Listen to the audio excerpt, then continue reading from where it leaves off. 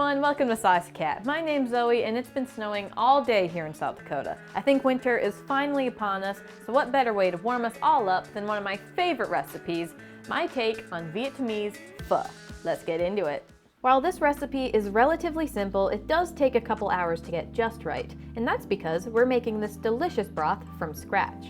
With most veggie broths, we're going to be using carrots, celery, and an onion, which I'm just going to roughly chop. Make sure to save about half a cup of sliced onion to use later. Now to make this broth phenomenal, we need 5 important spices: Star Anise, Coriander, cloves, cinnamon sticks, and Cardamom Seeds. I highly suggest using whole spices if you can, as they typically are more potent than the ground ones. Aside from these, I'm also going to throw in some whole garlic, ginger root, and black peppercorns. Grab a large stock pot and drizzle in some olive oil. Throw in all of your spices and the chopped onion and saute for a few minutes. Doing this before making the broth helps deepen the flavor. If you wish to go oil-free, you can always try baking the spices and onion in the oven before making the broth. Once the onion starts to char, add the carrots and celery. Fill the pot up with water and bring to a boil. Then lower the heat and simmer for about 6 hours. Yes, that is a long time, but believe me, it's going to be worth it. See you in 6 hours. Alright, the broth itself is pretty much done, but it could use a few extra touches. We'll start off by pouring it through a strainer so we're left with a smooth, clean broth. Discard the stock veggies and return the broth to the stove. Time to flavor the broth a little bit more to get it just right. In goes some salt, and mine also needs a little bit of sweetness. A couple spoons of coconut sugar and it's tasting just right. Now for the second most important ingredient, the noodles. Flat rice noodles are the traditional choice, which I'm going to soak in hot water for about 25 minutes. Stir them a lot, otherwise they might stick together. Once they are thoroughly cooked, strain and set aside. My favorite topping for pho is baby bok choy, which I'm going to quarter and stir fry until they start to brown.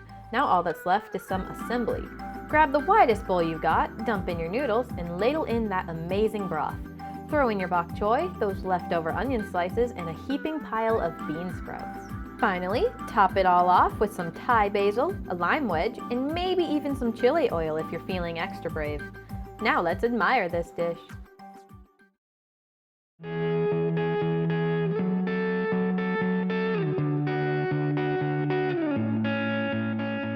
Can't forget to squirt the lime in.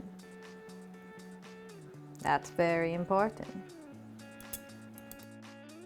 One-handing this should be an Olympic event.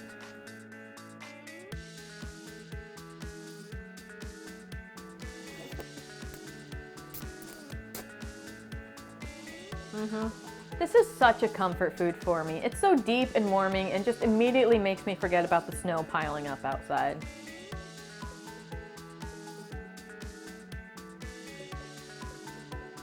I'm so excited to be able to share this one with you guys. It's always been one of my favorites, and I'm so excited to hear what you guys make in the comments section down below. Don't forget to like and subscribe. Thanks so much for watching, and I'll see you next time on Saucy Cat.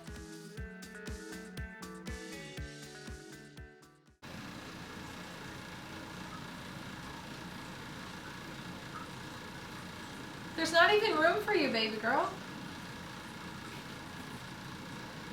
What's your end game here, sweetie? Oh, just gonna make it work.